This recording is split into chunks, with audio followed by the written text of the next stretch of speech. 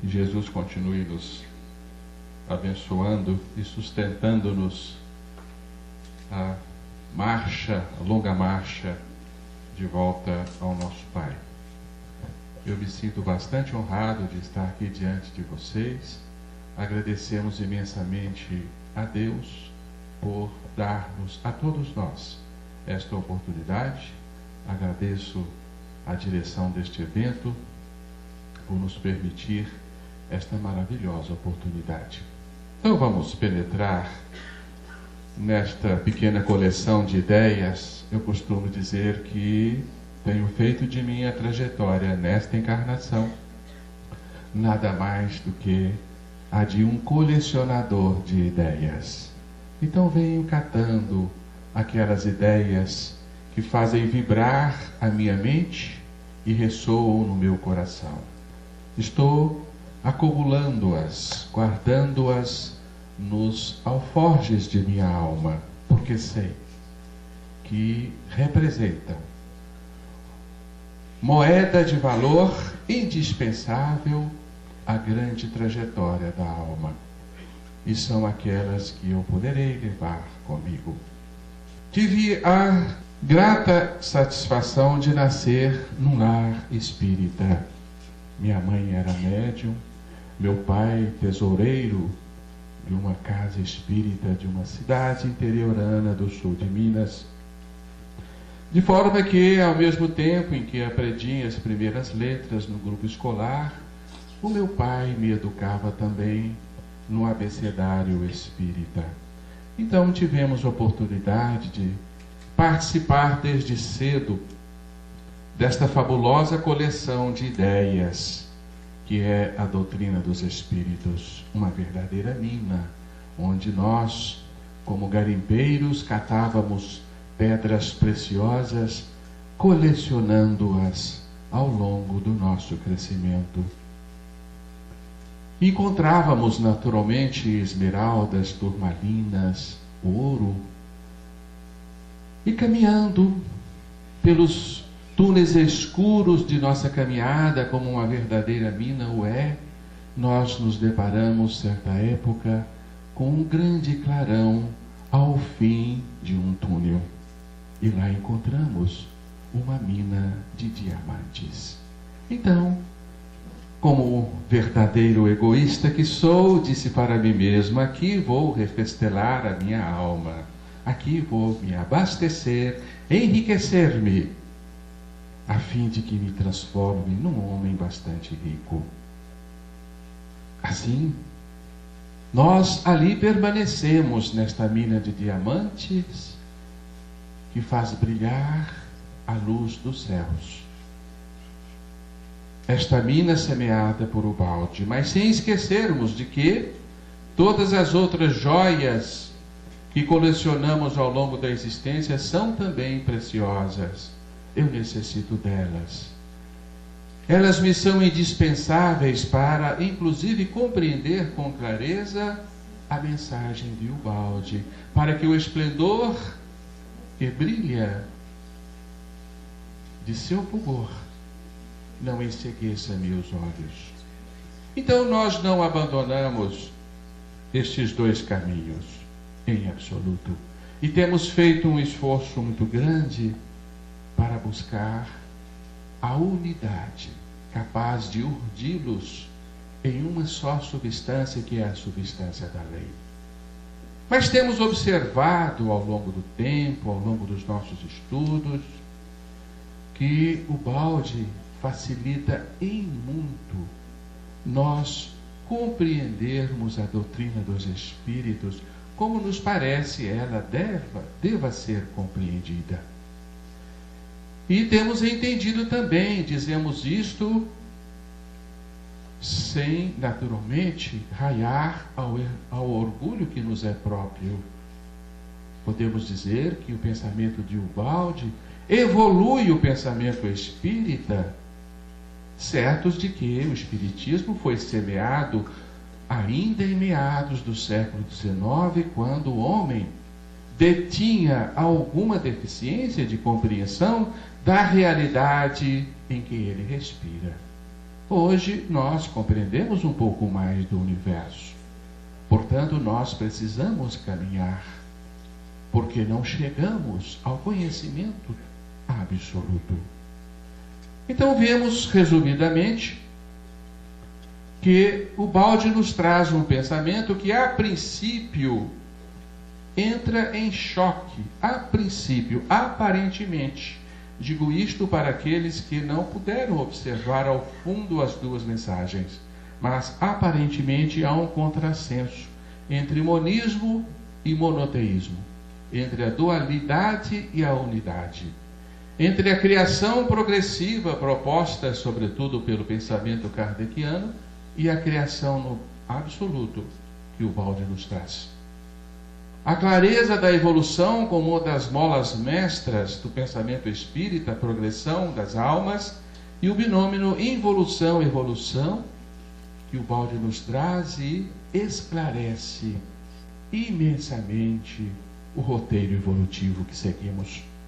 A eternidade da vida no relativo versus princípio e fim de relativo ou do relativo. A inexistência de retrocessos, apregoado para muitos nas lições espíritas, versus a queda do espírito, que poderia ser compreendida como um retrocesso. E assim é possível unir as duas revelações? Grandes pensadores da atualidade dizem que não e seguem adiante, colecionando as joias preciosas ao longo da vida, que naturalmente serão de grande valor, de grande utilidade. Mas nós achamos que com o balde a nossa caminhada será facilitada. A mola mestra do pensamento baldiano reside na sua 11ª obra, Deus e o Universo. Aí sim nós nos encontraremos com uma informação estonteante e extraordinária, uma revelação que de fato faz deste livro uma verdadeira suma teológica. A queda, não a queda do homem, não a queda de humanidades, a queda do espírito na matéria.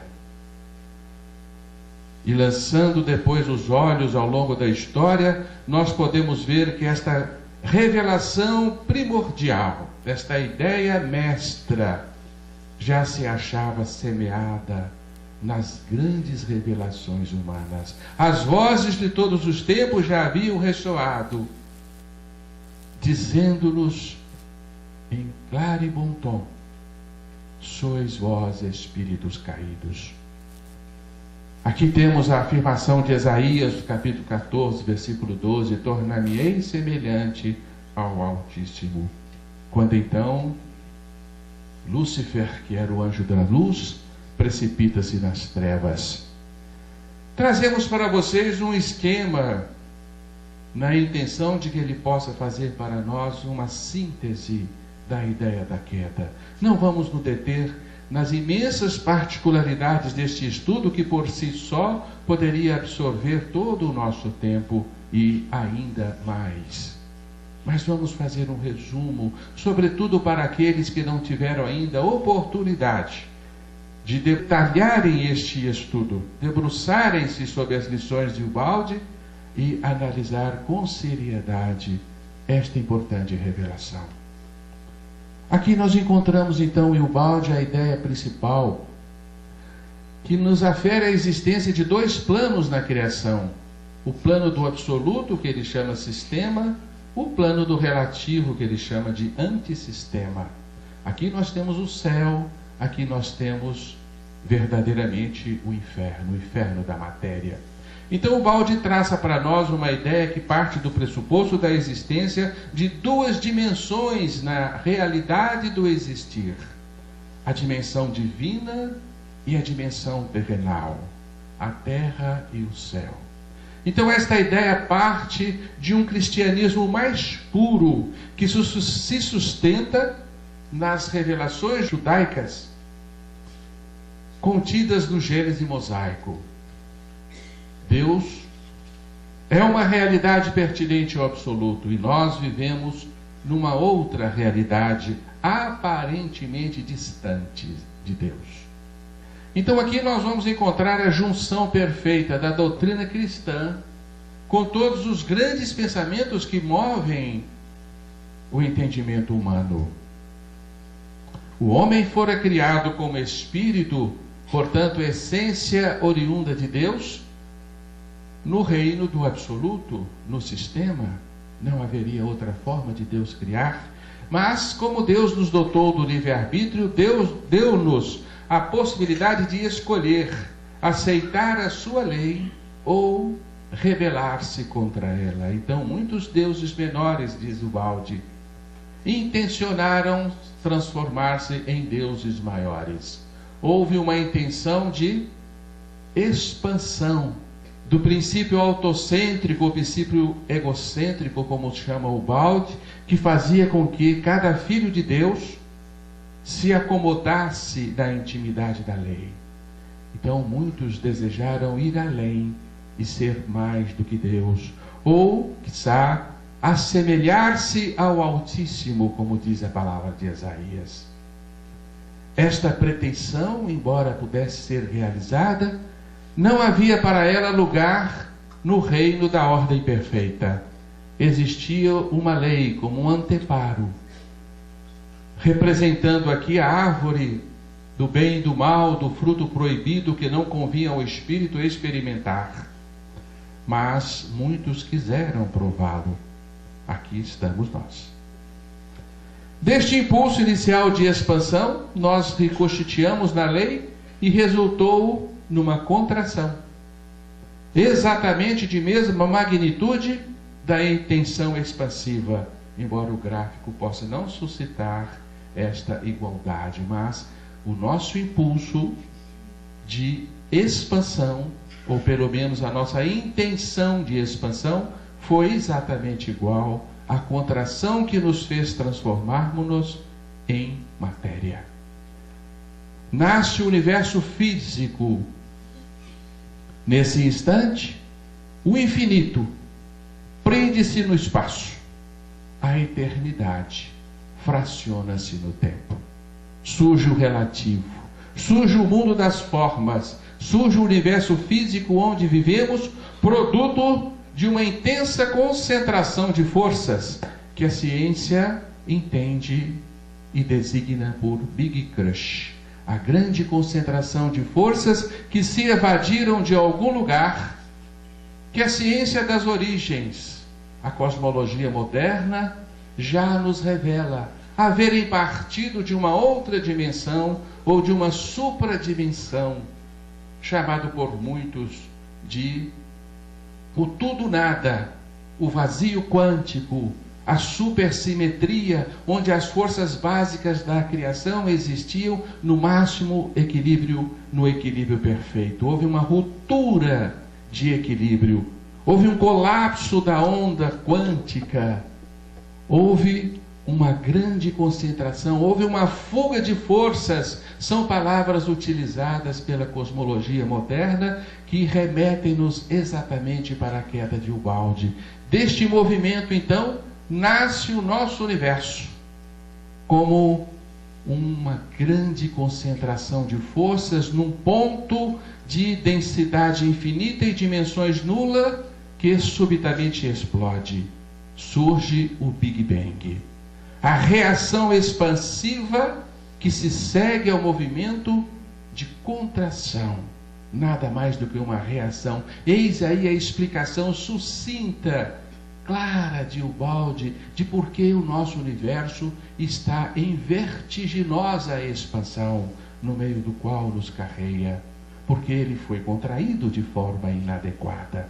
Nasce assim o nosso universo, fruto de um movimento de revolta, de rebeldia, gerando caos, a hecatombe do início, a grande parafunda de forças coalescentes da fogueira cósmica inicial. Nós rodopiamos no Big Bang, nós estávamos lá há 13 bilhões e 700 milhões de anos. É verdade, nós precipitamos do céu, nós viemos deste mar quântico inicial, deste campo divino onde nos retiramos por intenção de uma inadequada expansão do nosso eu, no momento então em que o egocentrismo se converte em egoísmo. E o produto do egoísmo é uma precipitação dimensional, onde nós nos convertemos em matéria. O anjo se fez átomo.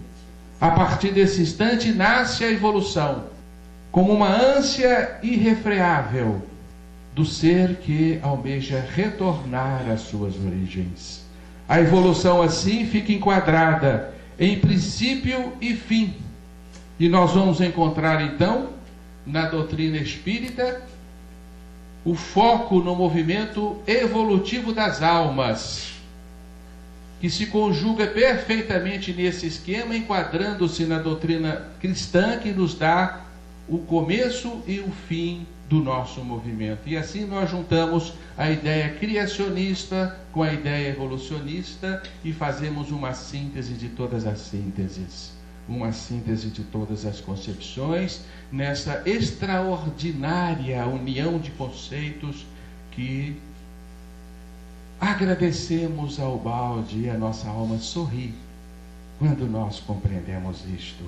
Colocamos no mesmo balde a ciência moderna, o cristianismo antigo, o Gênese mosaico, a doutrina espírita, enfim, tudo cabe no mesmo lugar. Não há mais antagonismos movendo os nossos espíritos. Isso é maravilhoso, isso apazigua, isso nos dá uma paz indizível, que é a paz das coisas eternas. Então nós encontramos nesse esquema sucinto que resumimos para vocês, o esquema da grande queda do espírito, nós vamos encontrar a explicação para muito de nossos contrassensos, para uma grande incompletude do nosso entendimento, e vamos agora, com este diamante em mãos, iluminar os conceitos espíritas, completando-os.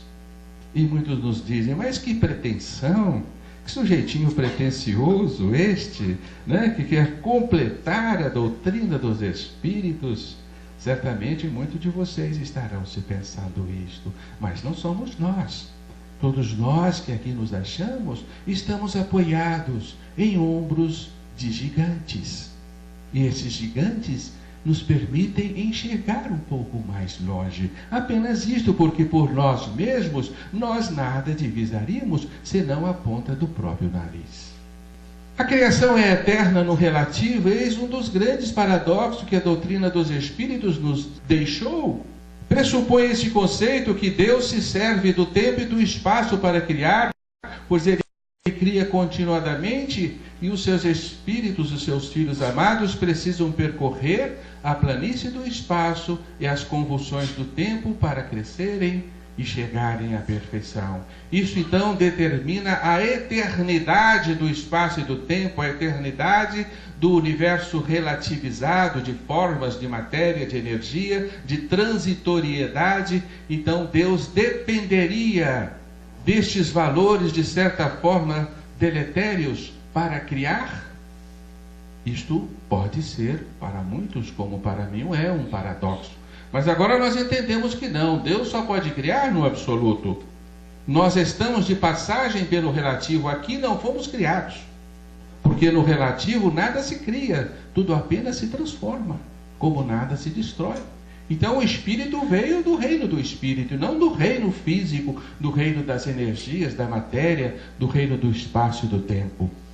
Porque de outra forma nós teríamos que imputar a Deus a perpetuação do mal e da dor, e a eternidade dos mundos primitivos e bárbaros, onde o espírito inicia a sua trajetória evolutiva. Ora, os espíritos primitivos e bárbaros são muito selvagens. Quando nós lançamos o olhar pela retaguarda, ninguém aqui de nós, em sã consciência, deseja retornar a eles, onde um vive da morte do outro.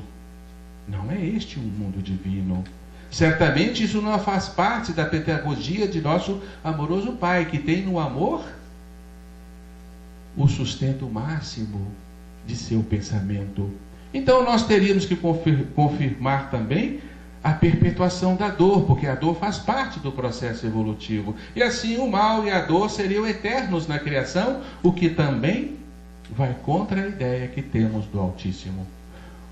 O mundo espiritual que nos aguarda até a morte torna-se também um mundo relativizado, porque é um mundo sujeito à evolução, subordinado às intempéries do tempo e às contorções do espaço. Portanto, esse mundo também, que é o mundo da evolução, ele é um mundo destinado e preso nas suas próprias limitações, destinado a ter um fim. A evolução se dá em dois mundos, é verdade, mas ela encontrará o seu término para grande consolo das nossas almas. Não trafegaremos por toda a eternidade nas veredas do tempo. Como isso me acalmou quando o Balde nos deu esta compreensão. Porque até então nós nos cansávamos ao pensar assim: puxa vida, eu vou ter que evoluir até quando? Até a eternidade, sem jamais parar. Porque eu estaria destinado a herdar a perfeição relativa, jamais a absoluta. E nós pensávamos assim: mas então não vou poder abraçar e tornar-me um com o Pai? Agora sabemos que sim. Encontramos em André Luiz uma informação curiosa, está no livro No Mundo Maior, que o mundo espiritual é um mundo transitório, deixando-nos um tanto quanto abismado. Mas como nós vamos desencarnar, não vamos encontrar o nosso lar definitivo? Infelizmente não. O lar definitivo é o lar divino, e nós não vamos nos encontrar com Deus e seu séquito de anjos. Somente o absoluto detém o atributo da eternidade. E, enfim, atingiremos a perfeição absoluta. E agora nós podemos voltar à obra básica do Espiritismo, à codificação kardeciana, fazer uma revisão por todas aquelas pedras preciosas que ali estão incrustadas, e nós poderemos admirá-las com muito mais precisão. Por exemplo, olha só o que encontramos na questão 169 do Livro dos Espíritos. É invariável o número das encarnações para todos os espíritos? Não. Aquele que caminha depressa, a muitas provas se forra. Todavia, as encarnações sucessivas são sempre muito numerosas, porquanto o progresso é quase infinito. O que é quase infinito? Não é infinito. Um quase infinito não pode ser infinito. O progresso é finito. Como compreendermos isto sem o Balde? Não é possível.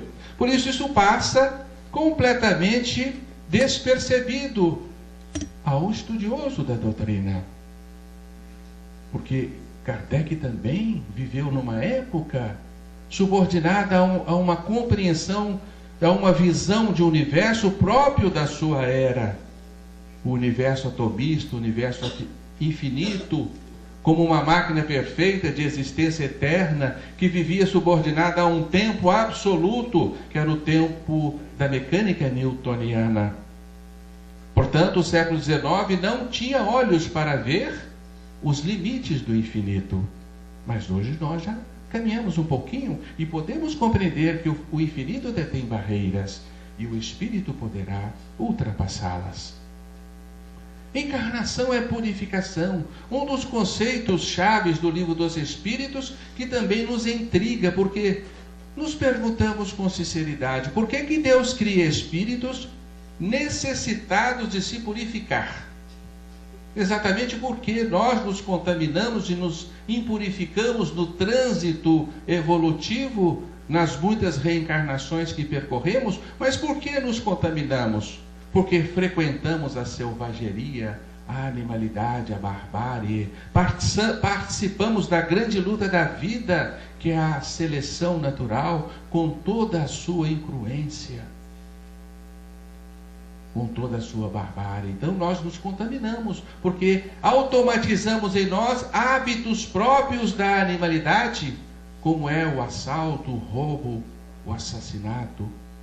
como é tirar a vida do outro em benefício próprio. Nós nos educamos na escola dos milênios nesta arte. Esta arte é até certo ponto terrível. Então a alma pode, com sinceridade, diante de Deus, perguntar-se: mas Senhor, educaste-me na grande batalha durante fantastilhões de anos, e agora me pedes para dar a minha vida em favor do meu irmão e não tirá-la em meu proveito? Isto agora me pesa, então eu me contamino, eu me impurifico.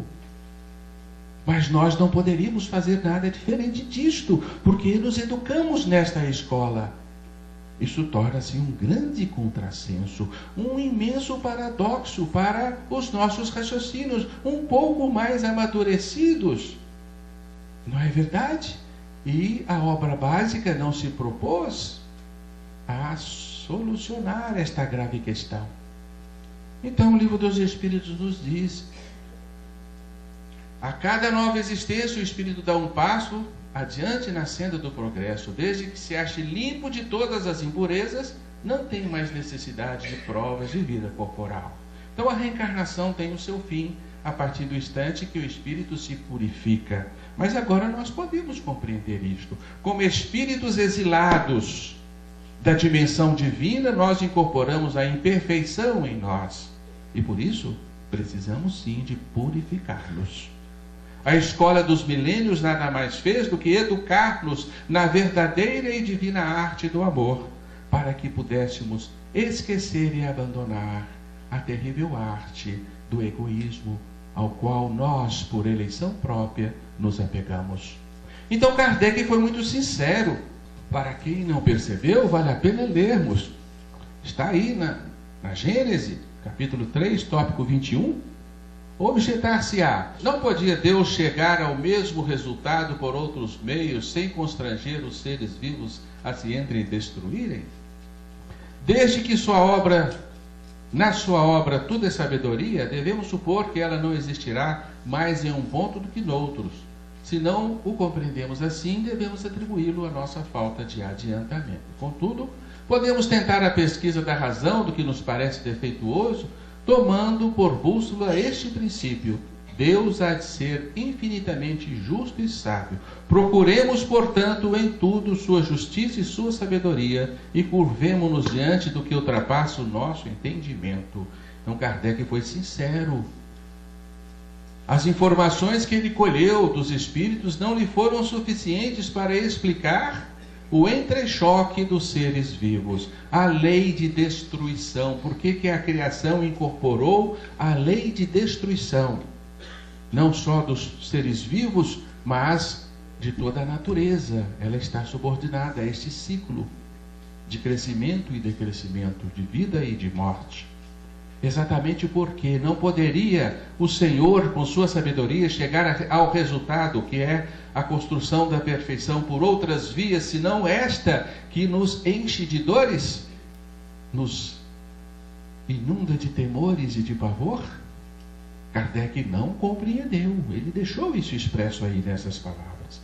Então, na verdade, a doutrina não pôde responder tudo. O famoso dualismo espírita. Haja vista que na época de Kardec, o homem não tinha ainda uma clareza da unicidade, do monismo que impera na obra de Deus. Ele seguia ainda os favônios soprados pela filosofia cartesiana, que lhe separava a obra de Deus em espírito de um lado e matéria do outro, ciência e religião.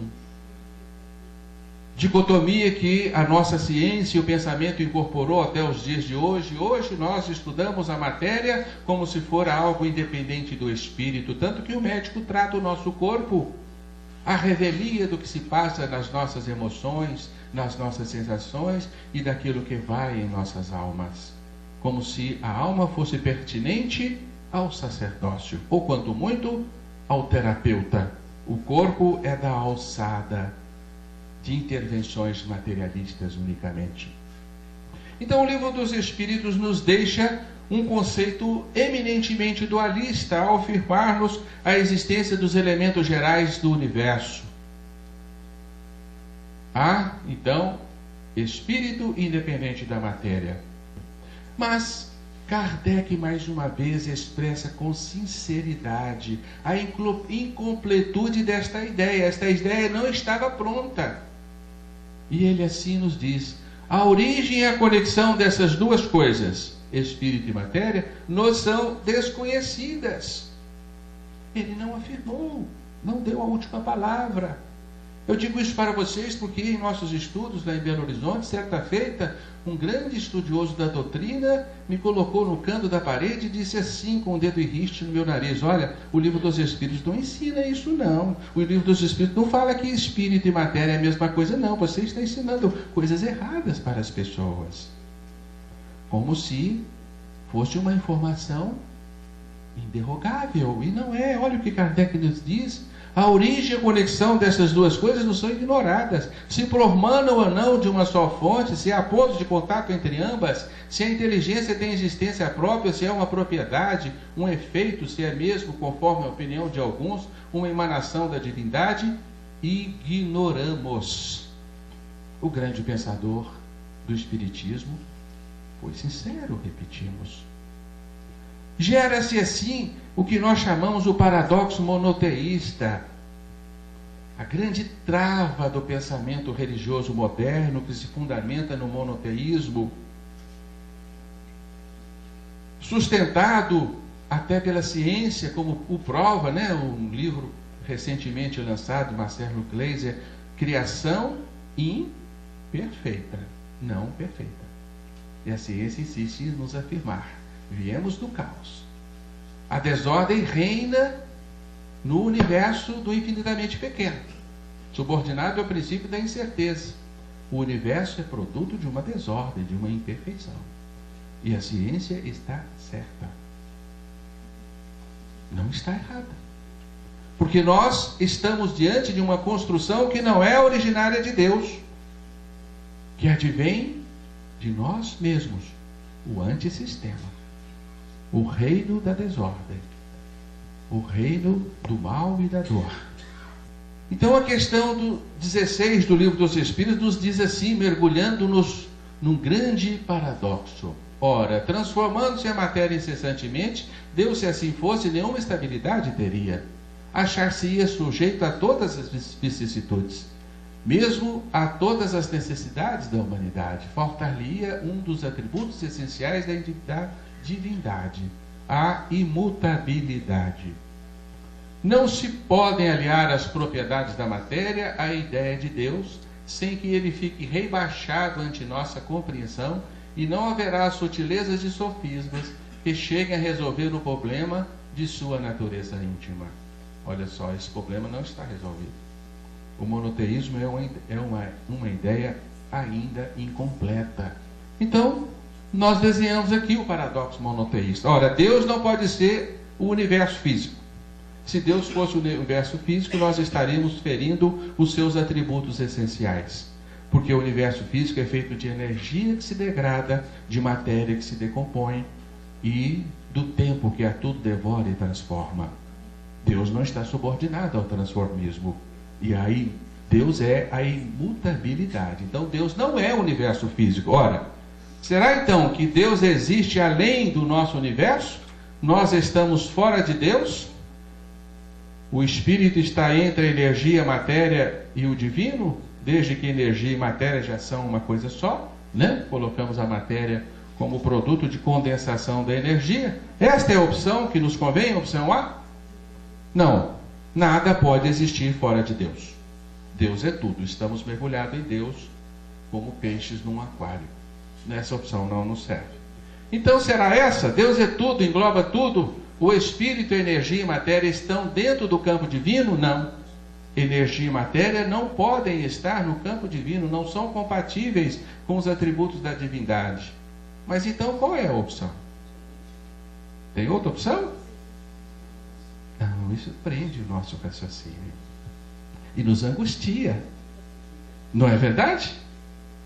A solução veio com o balde. Olha que simplicidade.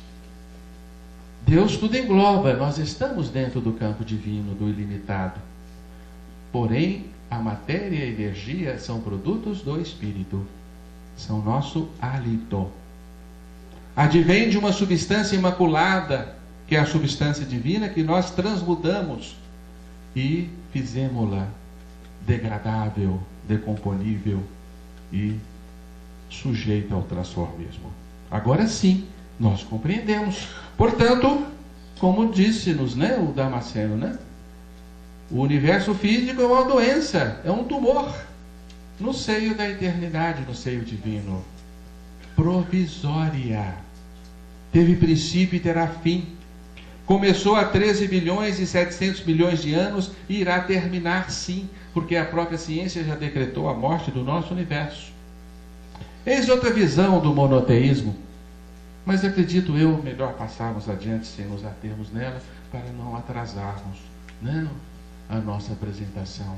Então, é preciso que nós nos fixemos que o pensamento espírita está detido em muitos de seus conceitos no século XIX, e assim deveria ser, porque tanto as mentalidades dos médiuns que recebiam essas emanações superiores, assim como a compreensão do homem da época, não poderia receber uma mensagem diferente. O Espiritismo seria completamente rejeitado se os médiuns nos dissessem naquela época que vivemos num universo finito, que o tempo está limitado em si mesmo, que o espaço é curvo, que matéria e energia são uma coisa só. Eram informações muito ainda incompreensíveis naquele então, porque Einstein não havia lançado a sua famosa teoria da relatividade em 1905 e depois 1915. A física quântica não era sequer imaginada, porque o átomo ainda não era conhecido. A física quântica iria nascer na segunda década e terceira década do século XX, e muitas outras descobertas da fenomenologia universal ainda estavam por vir.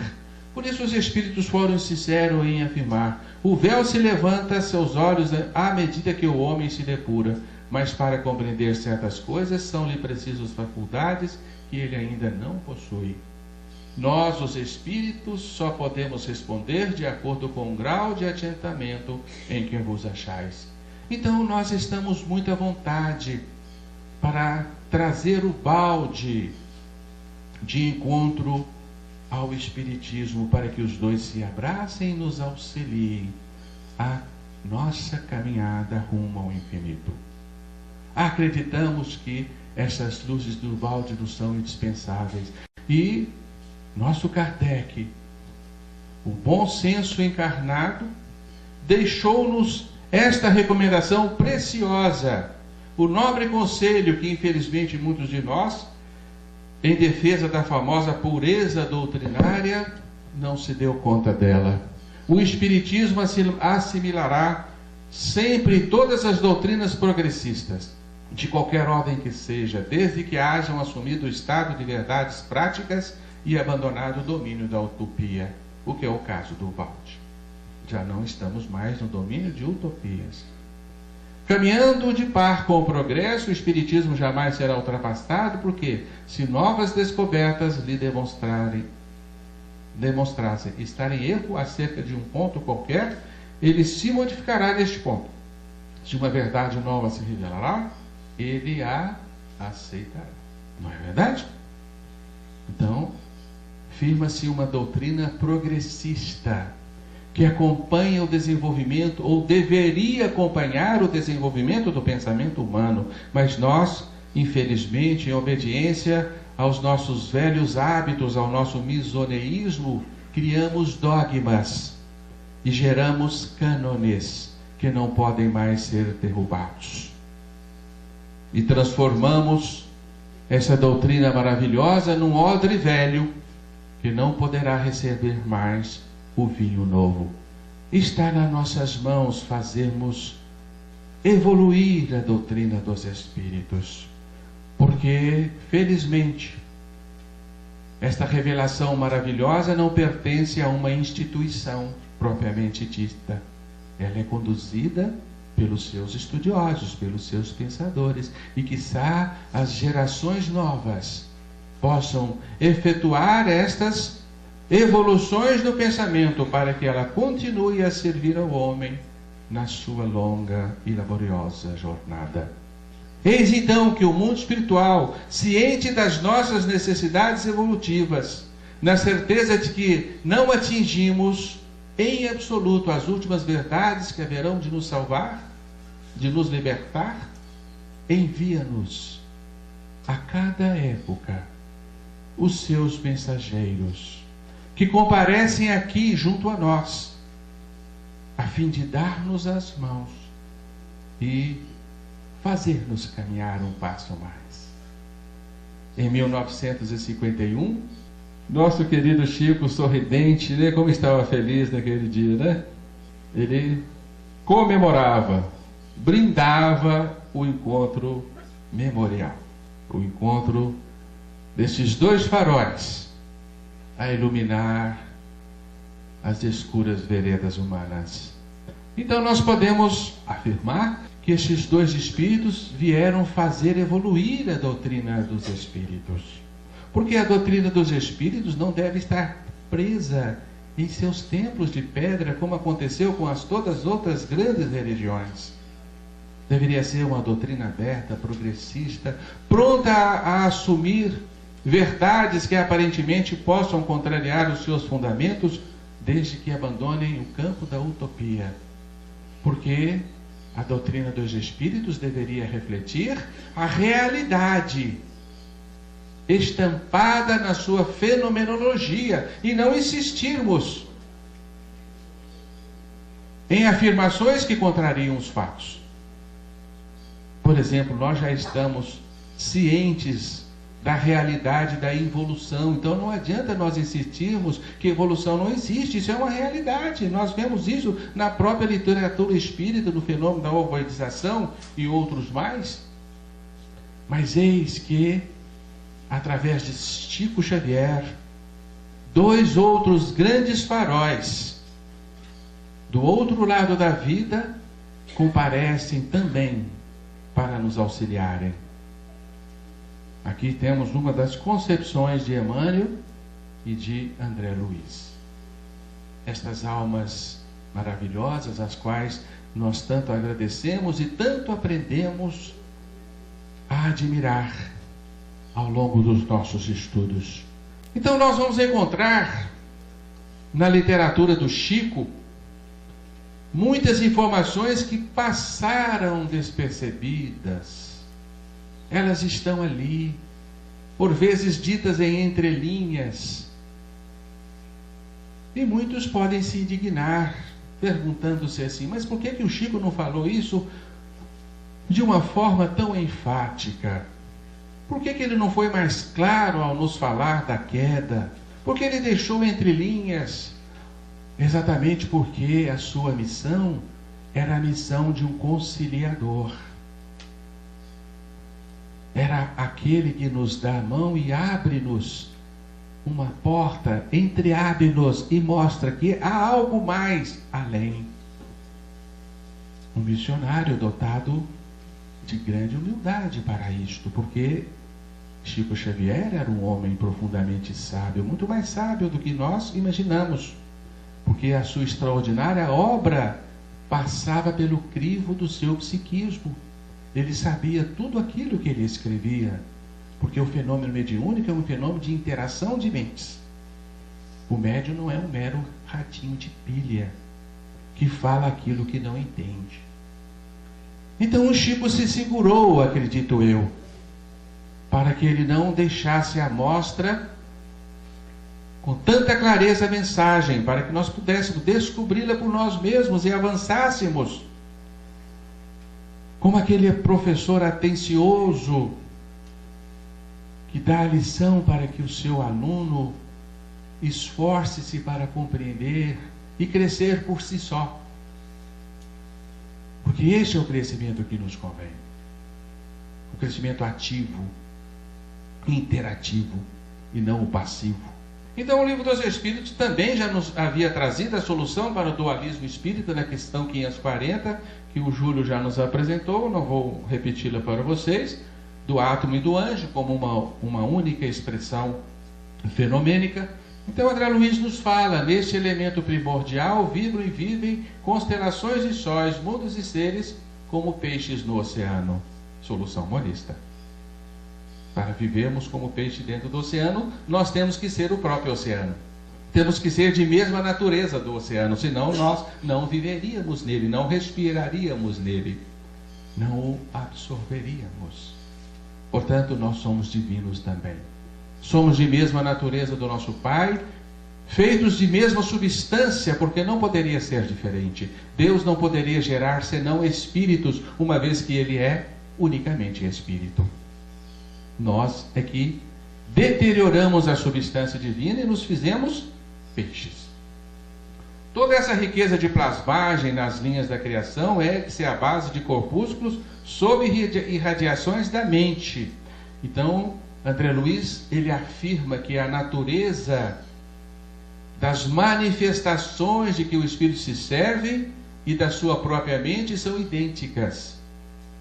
Os fluidos são de origem mental e a matéria nada mais é do que fluido condensado, é de origem mental também. Então, qual a única origem para tudo? O Espírito. O fluido cósmico é o plasma divino, o hausto do Criador, força nervosa do Todo Sábio. Ora, esta força nervosa, esse austro, esse suspiro, esse respiro de Deus, teria que ser puro, como puro é o nosso Pai. Como que esse fluido universal se transforma depois na matéria degradável que nos serve? Só a queda pode explicar isso. E agora nós entendemos esta informação. Dos fluidos que nos integram o clima de manifestação, todos eles são de origem mental. Toda matéria é energia tornada visível, e toda energia originariamente é força divina de que nos apropriamos para interpor os nossos propósitos aos propósitos da criação. E enfim, tudo é espírito no santuário da natureza. Portanto, a única realidade existente no universo é espírito. A criação é nada mais que espírito. O resto é deformidade, é deterioração. E nós nos encontramos outro dia com uma preciosidade da física moderna que nos diz que a matéria é uma deformidade do espaço.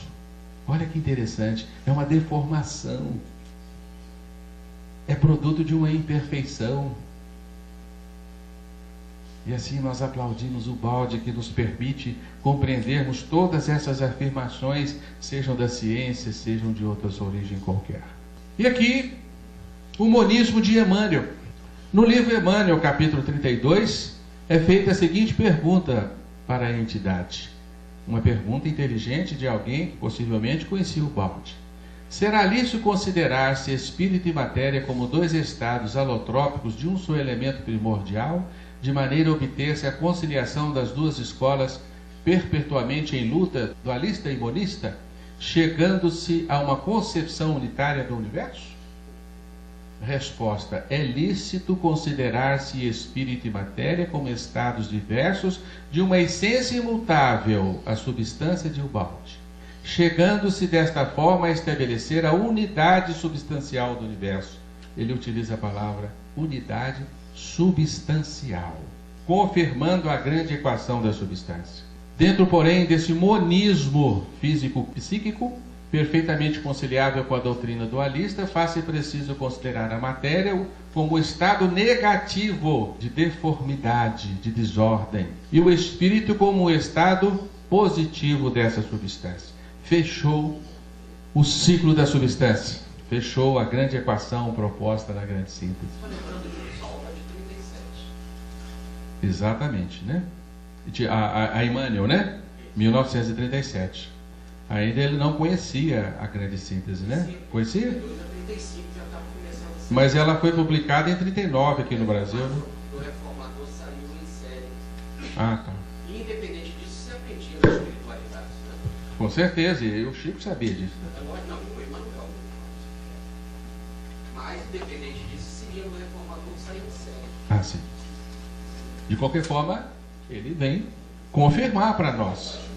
É isso. E aqui ele afirma o princípio de unidade. A ciência terrena, no estudo das vibrações, o que está acontecendo hoje, chegará a conceber a unidade de todas as forças físicas e psíquicas do universo. Físicas e psíquicas, como uma coisa só.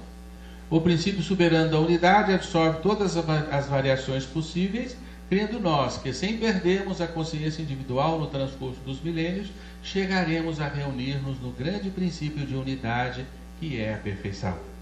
Derruba-se a tese da evolução relativa, da perfeição relativa. Nós nos abraçaremos à perfeição. Sede perfeitos como perfeito é vosso Pai, recomendou nosso Cristo. Então, nosso Deus aguarda-nos com o amplexo da perfeição, e nós nos fundiremos verdadeiramente nesta perfeição. Então, chegamos aí ao ápice da nossa mensagem para vocês, que é estudarmos a queda na obra de Chico. Mas vamos dar uma pinceladinha da queda na obra básica, embora o Júlio já tenha mostrado aqui com maestria para nós. Vamos aqui ao Evangelho segundo o Espiritismo, na fabulosa missiva do Espírito de Verdade, capítulo 6, capítulo O Consolador. Venho como outrora aos transviados filhos de Israel. A casa de Israel é a representação da criação, não suscitamente a pequena nação judaica. Portanto, a casa de Israel é a criação universal. Venho como outrora aos transviados filhos de Israel, trazer-vos a verdade de dissipar as trevas. Venho instruir e consolar os pobres deserdados. Nada fica perdido no reino de nosso Pai. Sou o grande médico das almas e venho trazer-vos o remédio que vos há de curar. Isso é verdade. Nós estamos tomando isso ao pé da letra. Nós todos estamos enfermos. Todos nós que trajamos corpo de carne, somos espíritos falidos, desterrados, exilados do paraíso divino. Portanto, somos os mortos a que o Cristo se referia, as ovelhas perdidas, os filhos pródigos. Como que isso se esclarece? Como que isso é surpreendentemente claro? E como que isso balança as fibras da nossa alma quando nós nos detemos para pensar nisso. E suscito vocês a meditarem profundamente nesta afirmativa: eu sou um filho perdido. Eu estou desgarrado do aprisco. Que devo fazer agora? Retornar apressadamente, desfazer-me de todos os equívocos da vida na carne, para viver a real vida, que é a vida do Espírito. Portanto, nós somos os deserdados, os transviados, os perdidos, os doentes que precisam de médico e de remédio e requerem a cura. Porque não é o nosso universo que é uma doença no seio da eternidade, não. Somos nós que compomos este universo, que somos exatamente as células cancerosas deste universo, deste grande tumor. Somos nós os elementos cancerígenos. Portanto, nós precisamos aprender a ciência do real viver. Aí acrescenta, a mensagem: venho salvar-vos. Ao conceito de salvação ressurgindo, o conceito cristão de salvação, que nós infelizmente abandonamos na dialética evolucionista, porque se entendemos que estamos apenas evoluindo rumo à perfeição, partindo de uma simplicidade e ignorância, então eu preciso me salvar de quê? De nada. Eu preciso apenas evoluir. Por isso nós vimos há pouco tempo, numa revista de espiritismo da nossa nação, de um grande pensador espírita que respeitamos, um artigo denominado assim: salvação? Não, obrigado. E ele provava, dentro da dialética evolucionista espírita, que o homem não precisa de salvação. Então nós abandonamos este vernáculo, não é verdade? Não batemos no peito dizendo assim: Jesus venha me salvar. Não é um diálogo próprio do espírito, mas sim do crente, não é verdade? Mas agora nós entendemos o que isso quer dizer e resgatamos a mensagem salvacionista do Evangelho. Isso é extremamente importante para os nossos dias. Homens fracos que compreendeis as trevas de vossa inteligência. Nós vivemos nas trevas, somos seres das trevas. O que é o nosso universo, senão um imenso buraco negro, onde nós estamos mergulhados e constrangidos às suas férreas leis? Evidentemente que sim, nós vivemos nas trevas. Não afasteis o facho que a clemência divina, o perdão divino, vos coloca nas mãos para vos clarear o caminho e reconduzir-vos, filhos perdidos, ao regaço de vosso Pai. É preciso mais clareza? Isso está lá no Evangelho segundo o Espiritismo. Nós não estamos nos conduzindo para Deus, nós estamos nos reconduzindo. Nós somos os filhos perdidos. Por vezes lemos essa mensagem e com o dedo irice nós dizemos assim: são aqueles que ainda não chegaram até aqui na doutrina dos Espíritos. São os pobres cristãos que estão perdidos. Eles é que precisam achegar-se. Mas não, essa mensagem é para nós. Cada um de nós. E aqui está essa joia preciosa aqui, foi o Amaral que me presenteou. Está aqui a mensagem do Espírito Vianney. Meu Pai, cura-me, mas faze que minha alma enferma se cure antes que o meu corpo, que a minha carne seja castigada se necessário, para que minha alma se eleve ao teu seio, com a brancura que possuía quando a criaste. Deus poderia criar algo distinto da perfeição? Evidentemente que não. Então aqui está patente a mensagem da queda. Devolva-me a brancura que eu tinha, castigue para isso até mesmo minha carne, dê-me a dor evolutiva, para que eu me resgate deste universo às avessas em que vivo. No mesmo livro, o Espírito Lázaro afirma: o Espírito deve agora resgatar o homem da matéria. O que é resgate? Vá ao dicionário, examine. É salvação, é socorrer quem está perdido, é atender aquele que se vê em sérias dificuldades, é soerguer aquele que caiu. Eis-nos. Esta é exatamente a nossa natureza de seres decaídos.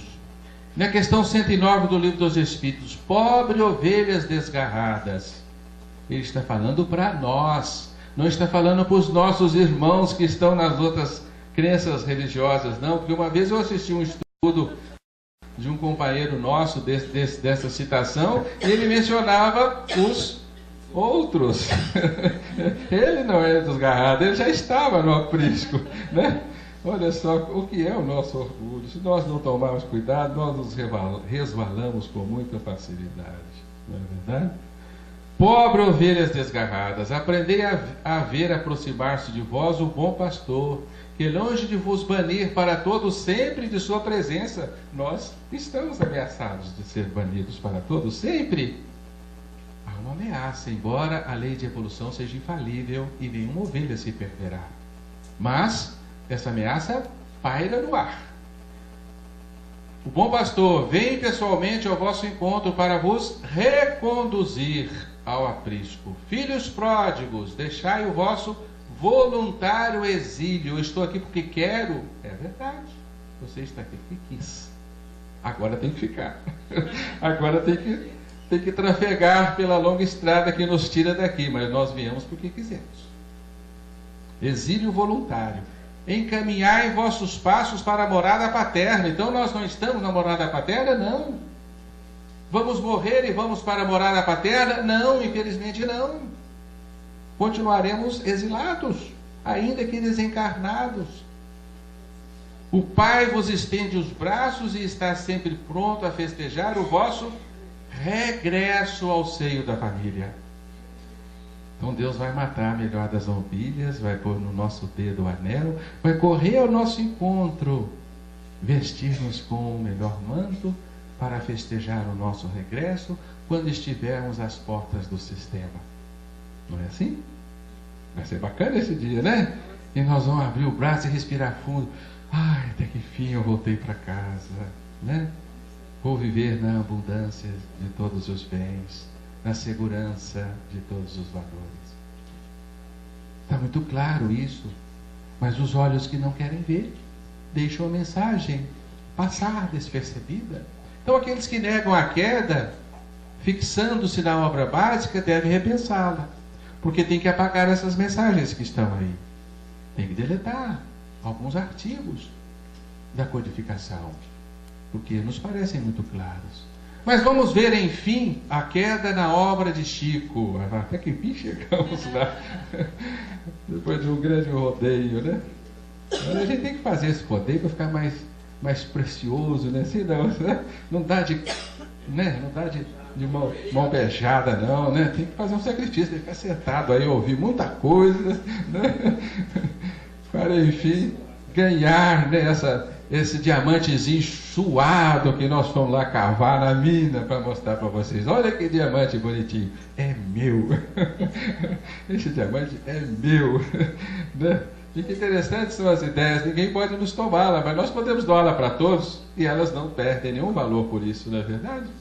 O determinismo divino, estamos aqui na obra Consolador, questão 135. O determinismo divino se constitui de uma só lei, que é a do amor para a comunidade universal. Urge recompor os elos sagrados dessa harmonia sublime, eis o resgate. Portanto, ele está nos dizendo aqui, a sabedoria de Emmanuel, que houve uma ruptura da lei do amor. Porque o nosso universo, infelizmente, está subordinado à lei da luta. Uma lei ainda fratricida, que é a lei da seleção natural, onde os seres se embatem para muito mais tarde aprenderem a amarem-se. Não é verdade? Portanto, nós vivemos aqui um resgate. Urge recompor, não é compor, não. Então, a obra de evolução do universo não é obra de composição, é de recomposição. Recompor é tornar a compor aquilo que foi desfeito. É claro. Ele não falaria em recomposição se não fosse a isto que ele estivesse se referindo. Na mesma obra, questão 282, o Velho Testamento é o alicerce da revelação divina. Aqui nós vamos achar a queda. Primeiro capítulo do Gênesis. O Evangelho é o edifício da redenção das almas. Como tal, devia ser procurada a lição de Jesus. O que é redenção, gente? Nós utilizamos essa palavra assim à torta direito, sem pensarmos exatamente no que ela significa. Ela é tolerada pelo espírita. O espírita a incorporou em seu vocabulário. Mas, se formos ao dicionário, não haverá diferença alguma entre redenção e salvação. Redenção é salvação. É socorrer aquele que está necessitado, aquele que caiu. Isso é redenção. Portanto, o Evangelho é o edifício da salvação. Ora, se nós estamos simplesmente em evolução, por que precisamos de redenção? Por que requeremos ser salvos? Salvos de quê? Nós não salvamos as nossas crianças da escola primária. Elas precisam atravessar as escolas primárias. Elas não estão perdidas ali. Nós precisamos ajudá-las a percorrer aquele caminho da forma mais cômoda e rápida possível. Mas ninguém seria, idiota o bastante para resgatar a sua criança, o seu filho, de uma escola primária em absoluto. Não é verdade? Então, se nós estamos nas escolas primárias da vida do Espírito, por que precisamos ser resgatados desta escola? Aí nós entendemos que não estamos na escola da vida. Vivemos no reformatório. Aí é diferente. Do reformatório nós precisamos sim ser socorrido, ser resgatado, ser salvo. Portanto, a Terra é verdadeiramente um reformatório de almas, um grande hospital. Os mundos bárbaros, primitivos, os mundos de expiações e de provas são escolas amenas, fornecidas amorosamente pelo nosso Pai para educar os espíritos tenros que Ele criou. É assim? Não, não é, evidentemente que não. São verdadeiras escolas reformistas, que constrange o espírito a seguir a lei que deve ser seguida, através da dor, da limitação, da vicissitude, da dificuldade, do labor, do cansaço. Esta é a nossa vida, infelizmente. Então, olhemos ao derredor e vamos ver que não vivemos numa escola de amor. Porque há dores e ranger de dentes por onde caminhamos. Portanto, o Evangelho é o edifício da redenção. Mesma obra, questão 13. O oxigênio é uma dádiva de Deus para todas as criaturas. Quanto ao azoto, o nitrogênio, né? E ao carbono, é pela sua obtenção que o homem luta afanosamente na terra. São as proteínas, né? Recordando-nos a exortação do textos sagrados ao espírito que faliu: comerás o pão com suor do teu rosto, parirás com dor e tudo mais, né? E não é verdade isso? Haja suor para comermos o pão, o famoso pão que o diabo amassou, né? Não é isso? É a nossa vida. Nós nos distanciamos do reino da abundância, agora somos mendigos. Mendigos de luz, mendigos de subsistência, mendigos de amor, mendigos de misericórdia, não é verdade? Somos pedintes, e ao longo da vida nós pedimos. Podemos figurar o homem terrestre como alguém a lutar para desfazer-se do seu próprio cadáver, que é o passado culposo, de modo a ascender para a vida e para a luz que residem em Deus. Aí sim nós entendemos com a queda o que quer dizer isto, né? Desfazermos do passado. Por que o nosso passado precisa ser abandonado? Através do exercício da renúncia, exatamente porque e a renúncia nos é tão dificultosa. Nós fazemos isso com os nossos filhos, eles precisam renunciar o que aprenderam na escola primária. Não, aqui não é a base, mas nós não, a vida nos ensina o contrário. Nós temos que desfazer do nosso passado todo, relegá-lo. Exatamente por quê? Nós não entenderemos sem o balde, sem a queda. Vede, pois, que o mal essencialmente considerado não pode existir para Deus em virtude de representar um desvio do homem. O mal não é um desvio da natureza, é um desvio do homem, sendo zero na sabedoria divina e na providência divina. O Criador é sempre o Pai generoso e sábio, justo e amigo, considerando os filhos transviados como incursos em vastas experiências. Está muito claro. Quem são os filhos transviados? Todos que perambulam pela escola da matéria. As bactérias, as plantas, os animais, todos, absolutamente todos. Somos transviados desde os primeiros passos de existência nesse universo.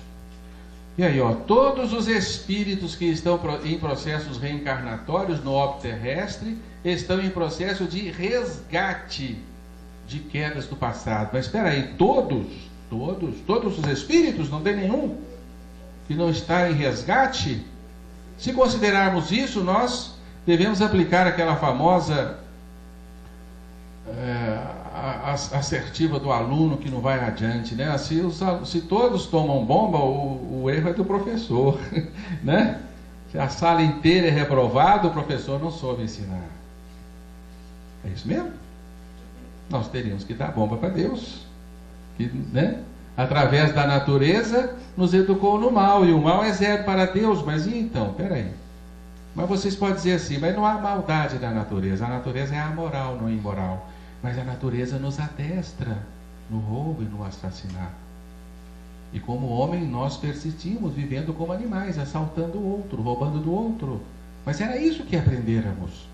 Então não tem como compreender a essência dessas verdades sem a queda. Achamos que aqui está inserida a queda. Aqui a ideia que Emmanuel nos traz do homem. Quem é o homem? Nós vamos saltar porque o tempo já está esgotando. O homem é uma representação parcial do homem transcendente. Olha só que curioso. Que será reintegrado em suas aquisições do passado. Mas então nós nos deterioramos? Existe em nós uma transcendência inalcançável? E o homem imanente que está em nós é uma representação parcial do homem total? É verdade. É uma aferência à queda. Porque houve um desmoronamento do homem em si próprio. Então, o homem transcendente partiu-se. Hoje nós somos um homem parcial. Por isso precisamos das provas, das missões exigidas pela justiça divina para alcançar a integridade do homem, né? Necessidade de provas amargas. E por isso nós vivemos num aparelho frágil e deficiente, que é o nosso corpo físico, o nosso cérebro, onde o espírito em queda, olha só, tem que valorizar e aprender a realizar o seu trabalho, né? A pobreza da máquina pensante de que dispõe o sábio da terra para suas orgulhosas deduções, verificando que, por sua condição de espírito caído na luta expiatória, tudo tende a demonstrar ao homem do mundo a sua posição de humildade, de modo que em todas as condições possa ele cultivar os valores legítimos do sentimento. Quem estiver sem pecado, atire a primeira pedra. É a sentença que deveria lembrar sempre a nossa situação comum de espíritos decaídos. Precisa de maior clareza? Para não condenar esse ou aquele. Todo serviço de caridade desinteressada é um reforço divino na obra da fraternidade humana e da redenção universal. Que palavra bacana, né? Pena que Emmanuel não se detém a explicar para nós o que é isso. Redenção do universo? O universo precisa ser salvo? Sim, o universo é a doença. A evolução é a cura, é o remédio. Então nós estamos participando de uma grandiosa redenção universal. Que obra majestosa é esta? Uma obra de recomposição, é o que ele quer dizer aqui. O universo está sendo recomposto, reconduzido.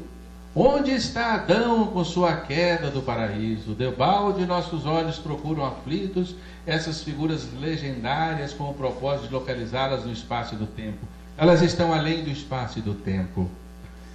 Nós não temos tempos aqui para nos determos na queda de Capela, que é uma queda de humanidade, que os estudiosos do Espiritismo insistem em restringir a simbologia adâmica. É uma das formas de entendermos a simbologia adâmica, mas Adão está muito além, está fora do espaço e do tempo, além de Capela. Capela está no espaço e no tempo. Compreendemos afinal que Adão e Eva constituem uma lembrança dos espíritos degradados na paisagem obscura da terra. Se nós formos nos ater à história de Capela, nós vamos ver que já existia aqui na terra uma raça terrestre, a raça mãe que recebeu os capelinos. Os capelinos seriam degradados, mas Emmanuel está dizendo aqui que todos que frequentam os bancos escolares da terra são espíritos degradados. Então a raça mãe terrestre é degradada também. Todos somos degradados. Viemos todos de uma queda anterior. No livro Ave Cristo, olha só que interessante, Emmanuel faz uma pergunta que ressoa na acústica de nossas almas, sem encontrarmos uma resposta devida sem o balde. Seremos, porventura, consciências caídas, no integral esquecimento de si próprias, algemadas, presas à terra para serviço de purgação? Ele quase que responde para nós sim, né? Porque a pergunta ela suscita essa afirmativa, né? Somos consciências caídas no integral esquecimento de si mesmas, algemadas à terra em serviço de purgação. Essa é a nossa imagem. Dilatai vossa esperança, porque um dia chegará em que na terra devereis abandonar o exílio, onde chorais como seres desterrados. Livro Emmanuel. Somos exilados? Muitos entenderam essas afirmações de Emmanuel como se todos nós fôssemos capelinos. Mas é o próprio Emmanuel que afirma na sua obra que na época de Cristo, a maioria dos capelinos haviam voltado para o lar de origem. Poucos aqui permaneceram, aqueles recalcitrantes na rebeldia e outros em missão de socorro. Portanto, nós somos os seres desterrados, continuamos exilados. Na obra Renúncia, na página 13, logo no início, quando Pólux e Menandro confabulavam no mundo dos espíritos, e o Pólux, se não me engano a memória, preparava-se para reencarnar. Ele iria mergulhar novamente na inconsciência pré-reencarnatória para assumir um novo corpo físico e experimentaria uma espécie de pequena queda, uma repetição em que ele perderia momentaneamente a consciência de si mesmo. Então o seu amigo, né, faz-lhe um consolo e diz assim: a morte mais terrível é a da queda. Está escrito lá dessa forma. Olha, não se preocupe com essa pequena queda que é a repetição da reencarnação, que é a reiteração da grande queda. A morte mais terrível já aconteceu, que foi a queda. Essa aí é mole para nós. É o que ele estava querendo dizer. Um dia encontrarei a ressurreição eterna, a harmonia sem fim, na renúncia ainda. Quem está falando isso? Um espírito desencarnado lá no mundo espiritual. Ele está ansiando pela ressurreição eterna. E nós perguntamos assim, mas todos nós temos a ressurreição eterna. Temos o atributo da eternidade. Morreremos, continuaremos vivos. Que história é essa do espírito no mundo espiritual suplicar por outra ressurreição eterna? Que ressurreição eterna é esta? É o retorno definitivo ao seio divino.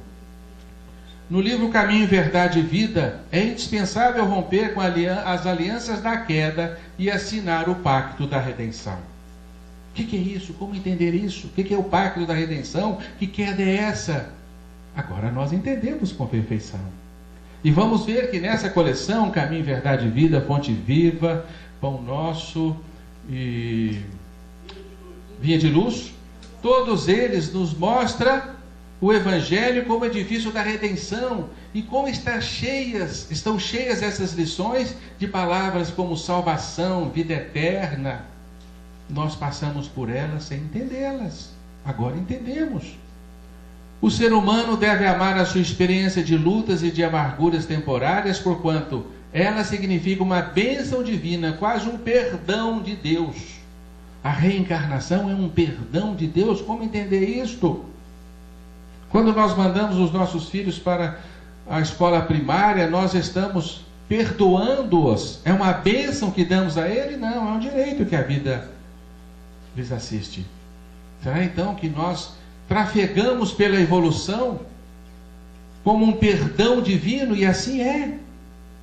Deus perdoou-nos a queda, a afronta da nossa revolta primária e nos deu a possibilidade de retornar através da evolução, na elaboração dos milênios, como uma bênção, como um perdão, porque Deus não quis a morte do pecador. Ele caiu com a criatura e ajuda a sua reorganização e o seu retorno.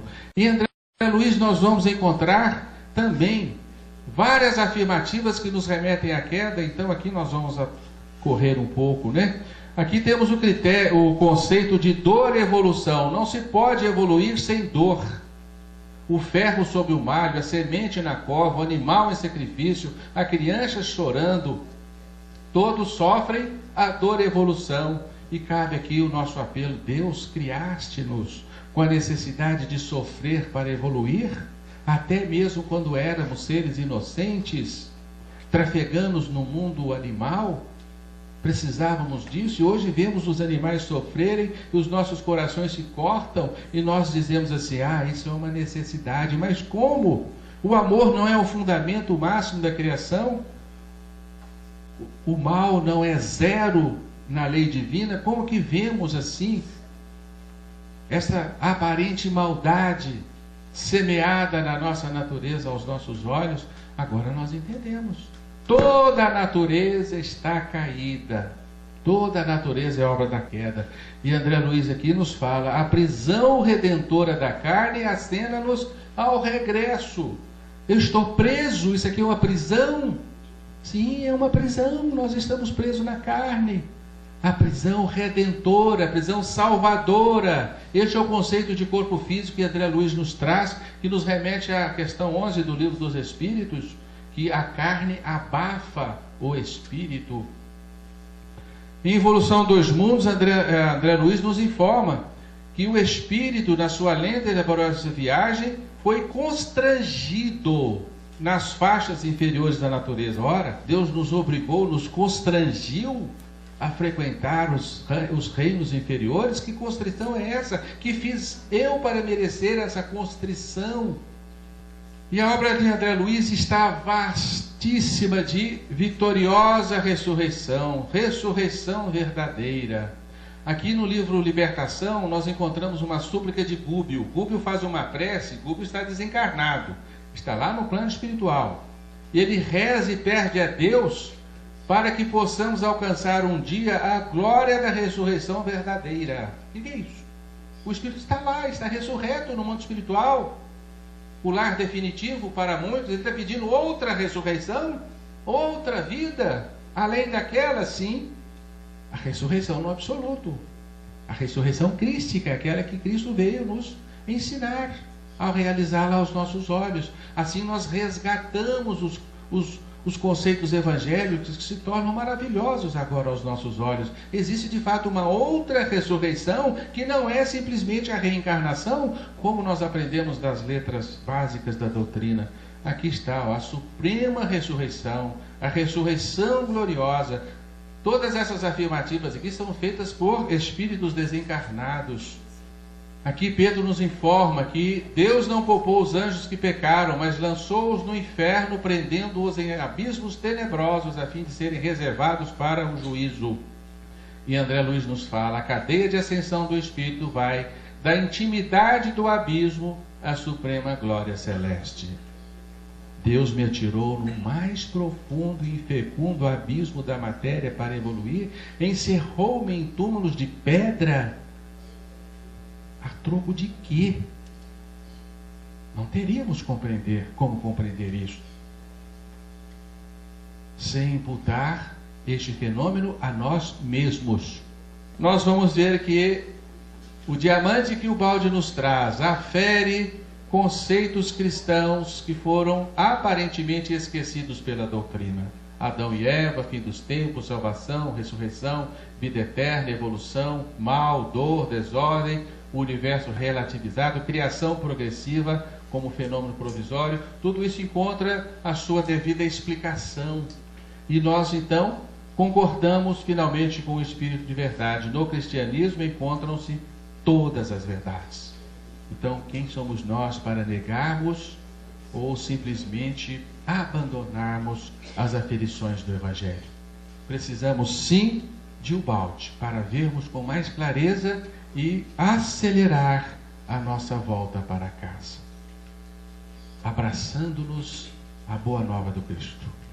Que o Senhor esteja conosco sempre. Muito obrigado.